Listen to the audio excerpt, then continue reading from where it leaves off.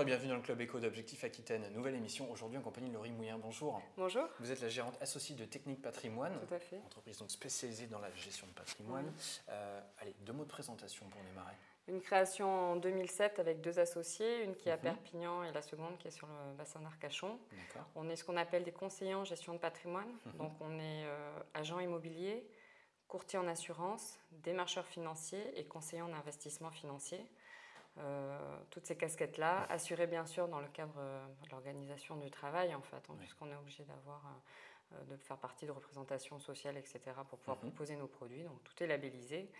Et donc un cabinet d'indépendants avec 3 fortes têtes donc, qui ont des convictions de gestion et qui sélectionnent fort leurs produits pour le côté bonne mère de famille, c'est-à-dire accompagner bien nos clients et essayer de les accompagner sur le long terme sans leur faire prendre trop de risques. Cabinet indépendant, c'est important de le préciser, et sans prendre trop de risques, c'est aussi important de le préciser. La gestion de patrimoine, ça se construit sur le long terme, sereinement et doucement. Qui sont vos clients en fin de compte? Des chefs d'entreprise, des retraités? Alors aujourd'hui, on a beaucoup de professionnels de santé, des libéraux. Nous avons aussi des retraités, comme vous le dites, particuliers, salariés, qui ont envie de développer aussi bien entendu son patrimoine.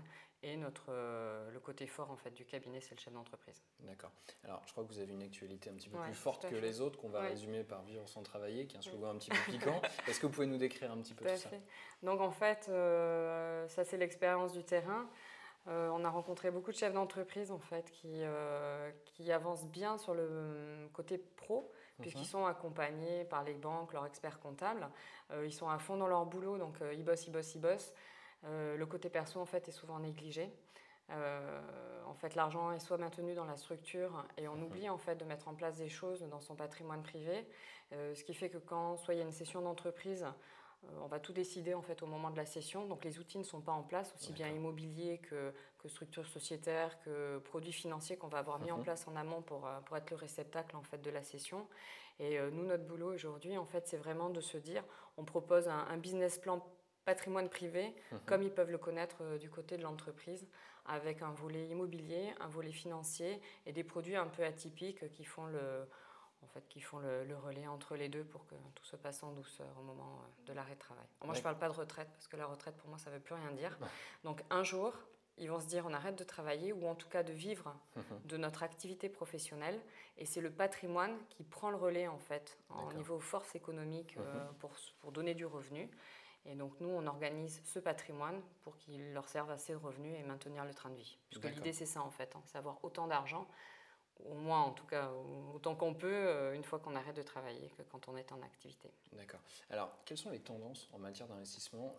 En préparant cette interview, vous me disiez, quand on parle de gestion de patrimoine, il y a des modes finalement. Alors, quelles sont les modes du moment? La mode, elle est celle qu'on retrouve tous les ans, c'est celle de l'immobilier, avec différentes tendances. Nous, nous sommes des spécialistes de la location en meublé, donc ce qu'on appelle le loueur en meublé professionnel et non professionnel, parce que c'est un vecteur d'investissement immobilier qui fonctionne très très bien, avec des solutions où on le fait avec des montages en société, on fait des levées de fonds et les banques aiment bien parce que il y a assez peu de risques en fait, d'investir sur cette thématique-là. Et ensuite, on va chercher de toute façon de l'immobilier parce que c'est le seul moyen qu'on a aujourd'hui de faire passer un patrimoine d'un volume A à un volume B, avec l'assurance du prêt, etc.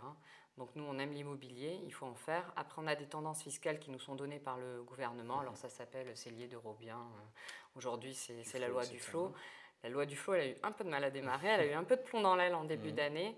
Et puis au final, les investisseurs se rendent bien compte qu'on n'a pas énormément de choix, donc ils finissent par y revenir. Ils sont de retour. La plupart des promoteurs disaient au premier semestre qu'on n'avait plus d'investisseurs. Depuis août, septembre, visiblement, ils semblent revenir un petit peu sur le marché. Alors ils reviennent, et ils reviennent aussi parce qu'on a la grande chance d'être à Bordeaux. D'accord. Parce que Bordeaux est quand même regardé dans la France entière. On a des Parisiens qui investissent. Là, j'avais un monsieur qui m'a appelé cet après-midi de Haute-Savoie. Bordeaux, c'est vraiment aujourd'hui la ville où il faut être en qualité d'investisseur. On a la chance d'être sur place, de bien connaître le terrain. Donc, effectivement, on a aujourd'hui ces investisseurs qui sont de retour, qui ont besoin d'être accompagnés beaucoup parce qu'ils sont quand même un peu perdus pour la plupart. Donc, on arrive à faire à peu près le même volume avec 3 fois plus de travail, quoi. D'accord, c'est effectivement assez impressionnant dit comme ça. Oui. Un mot sur deux deux possibilités d'investissement dont on a beaucoup parlé ces derniers temps. On a beaucoup vu que les SCPI c'était merveilleux, qu'on pouvait faire plein de choses, qu'il y avait une rentabilité forte, qu'il y avait un bon rendement en tout cas, que les risques étaient globalement assez minimes. On a l'impression que depuis quelques temps on parle un petit peu plus d'investissement dans les EHPAD en disant il y a de plus en plus de seniors, et c'est là qu'il faut investir.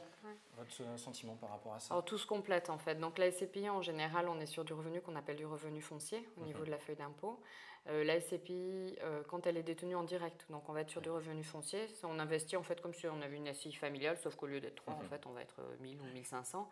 C'est un bon produit, il faut bien les choisir, il faut faire très attention parce qu'il y a eu des très grosses levées de fonds, ce qui veut dire que les maisons, après, pour investir, n'ont pas forcément été sur des produits de qualité. Donc il faut bien les sélectionner, les diversifier si on peut. C'est-à-dire qu'on n'en achète pas une, on en achète une, deux, trois, quatre.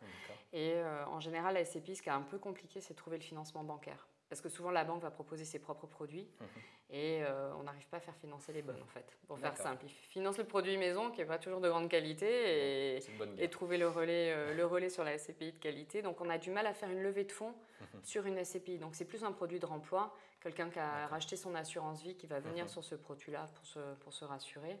Et ensuite, par rapport à l'EHPAD, donc l'EHPAD, on va être sur une autre fiscalité qui est la fiscalité des BIC, qui est celle dont je parlais en début d'interview, en fait, qui est une fiscalité en fait, qui est aujourd'hui la plus performante sur le marché, qui est assez peu connue, mais qui est la plus performante, en tout cas dans la grille fiscale qu'on peut proposer.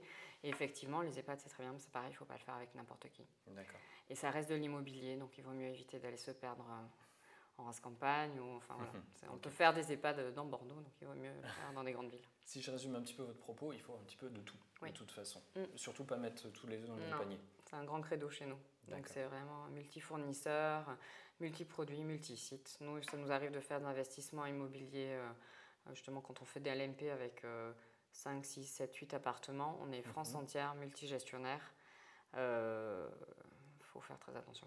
D'accord.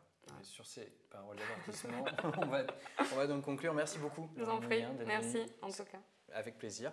Merci à vous d'avoir suivi cette émission du Club Éco d'Objectif Aquitaine. Je vous donne rendez-vous naturellement demain à nouveau pour une nouvelle émission. Merci beaucoup. À demain. Au revoir.